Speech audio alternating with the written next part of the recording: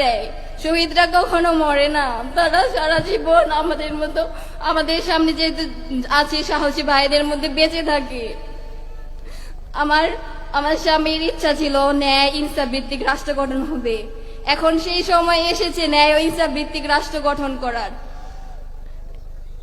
আমি সবাইকে বলবো, আপনারা ঐক্যবদ্ধভাবে দেশে ন্যায় ও ইনসাফ ভিত্তিক রাষ্ট্র গঠনের জন্য লড়ে যাবেন। আমি মনে করি জামাতে ইসলামের কর্মী শুধু আমার স্বামী নয়, যারা আছে কর্মী তারা সকলেই শহীদি তামান্না বুকে নিয়ে এই রাজপথে নেমেছে। তারা ন্যায় ও ইনসাফ ভিত্তিক রাষ্ট্র গঠন করেই ঘরে ফিরবে।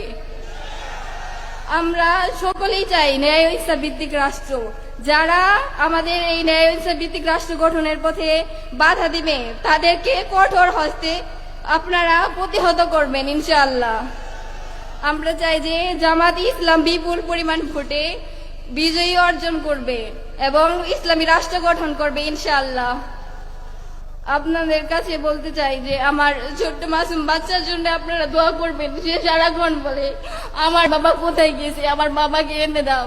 সবার বাবা কোলে নেই, আমার বাবা কোলে নেয় না, আমার বাবা কোথায় আছে ওকে আমি বোঝাইতে পারি না, ওকে আমি কি বলে সান্ত্বনা দিব।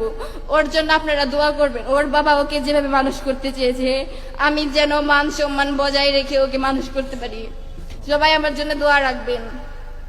আমি বললাম, আমি আমার সংক্ষিপ্ত বক্তব্য শেষ করছি। আসসালামু আলাইকুম। সংগ্রামী সাথী ও বন্ধুগণ।